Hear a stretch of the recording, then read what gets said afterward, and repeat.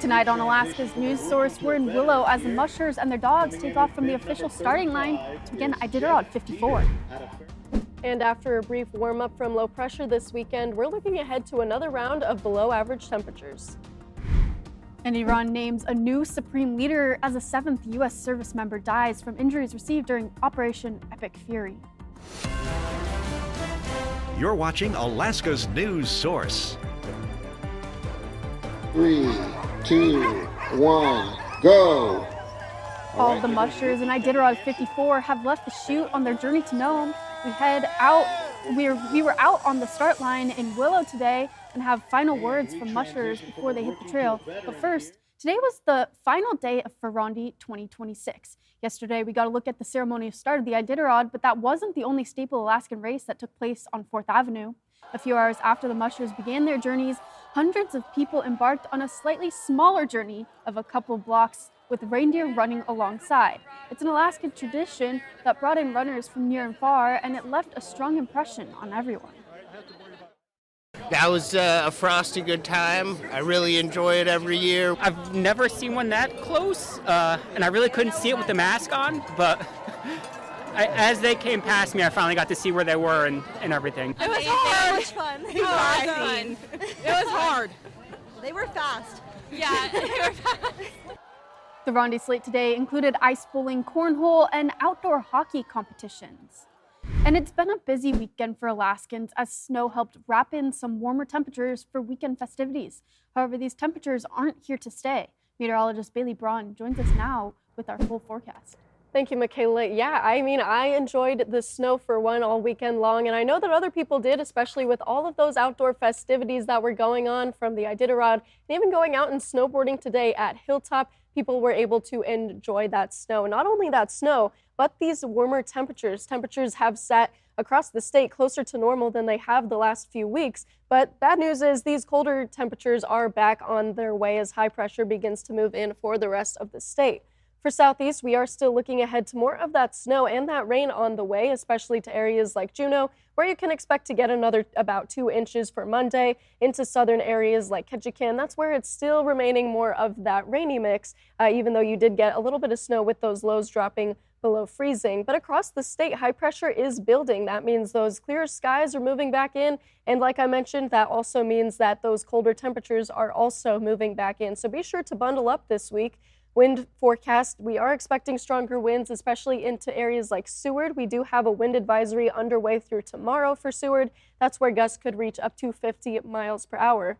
Now, winds are still remaining relatively strong up along the Beaufort coastline and especially across the Aleutian chain. Wind gusts could reach up to 40 and even 55 miles per hour. So be sure to bundle up because one of the biggest impacts of this wind is going to be that wind chill, making it feel much chillier than it actually is. We're really seeing that difference into areas like Dead Horse, where it feels a little bit more like 48 degrees below zero, and also for areas like Kotzebue and Bethel, where those wind chill temperatures are significantly colder than what those lows and even those high temperatures are. So especially this week, be sure to bundle up.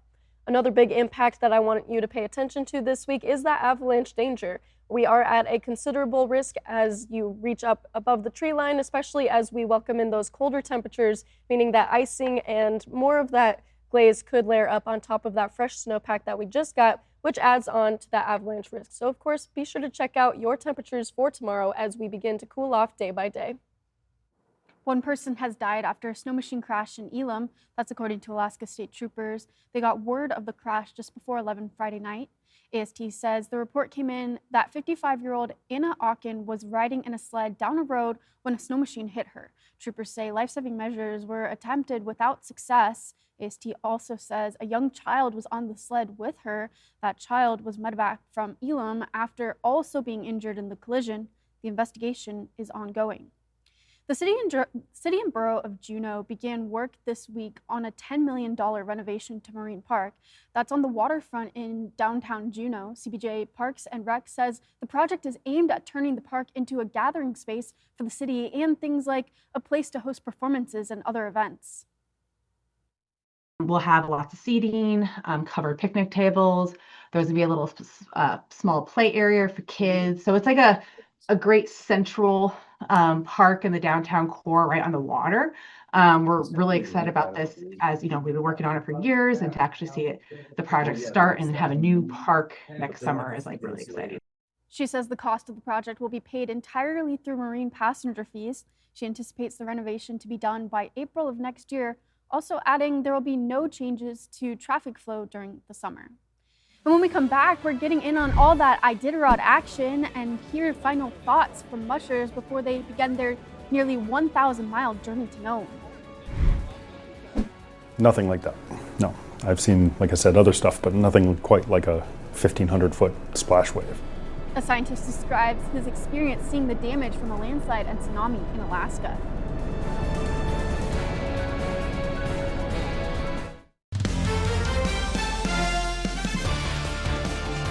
Iditarod teams are off on the trail to Nome, and sports director Jordan Rodenberger gathered their final thoughts before pulling the hook in Willow. Go. What did he do to tell? I don't see his mullet blowing in the wind. I think it's hiding in his wisdom. Iditarod 2026 officially underway as 37 mushers and their four-legged athletes have began the 1,000-mile journey to Nome. And with all the preparation it took just to get to the starting line, they're looking forward to getting out on the trail and in their element. Check out the beautiful dog coats as Joey comes across the lake out there. I still get super nervous, actually. Yeah, I get a lot of knots in my stomach and feel like I'm gonna puke. I got here first, and I'm like, I thought we were running a little behind. We had a 2-hour drive this morning, and I still was the first one here. I'm like, all right, well, I'm trying to be first here just so I can be first to Nome. It's a huge sigh of relief, and then you're just running dogs, and then before you know it, you're 4 hours down the trail, and then you're camping, and then you're waking up and doing it all over again, and then, just keep on doing that and keep on doing that and keep on doing that and keep on doing that and keep on doing that. And it feels like it's never going to end, and then before you know it, you're at the finish line. And then before you know it, you're here again. Oh, we're making it to Nome. We'll see you in Nome. And while mushers are encouraged to pack only what they need, there's always a little bit of room for something special in their sled and in their heart. I've got some ashes of dogs that passed away, and ones that were special to me. One that was killed in an accident 4 years ago when we were training for this, and I've also got a picture of a couple of dogs that I'm carrying for one of my sponsors, one of my main sponsors. I lost my mom this winter, and she got me started in this, and so just thinking a lot about her right now. You carrying anything with you along the way, remembrance or? Yeah, I got her old mushing hat that she used to wear, and then I got some of her ashes with me, and yeah, it's gonna be a really special trip to Nome, and she always wanted to do it, so. 2, 1, go! And next stop, Nome. Well, actually, there's quite a few checkpoints in between where we will have coverage throughout until teams reach Nome. Jordan Rodenberger, Alaska's news source. This weekend, the Special Olympics Alaska Winter Games brought athletes from around the last frontier together for a chance to compete. Hundreds of athletes from all around the state competed in either floor hockey, which you see here, snowshoeing, or alpine skiing and snowboarding at locations around the city. They were fighting for gold while getting a chance to meet new competitors and express themselves in the sport. Yeah, it's a really fun experience to be here. So much joy and this competitive spirit, lots of camaraderie and just friendships that come together. Like I said, teams from all around the state that see each other every so often at our state games and tournaments, and it's fun to watch them come back together and compete with each other. The 2026 Winter Games came to an end with a closing ceremony at 3 this afternoon. The 2026 Summer Games are scheduled for June in Anchorage. Thanks for listening. Click subscribe so you can get the latest podcast from Alaska's news source automatically. And stay up to date with breaking news and in-depth reporting available for free 24/7 with the Alaska's news source app.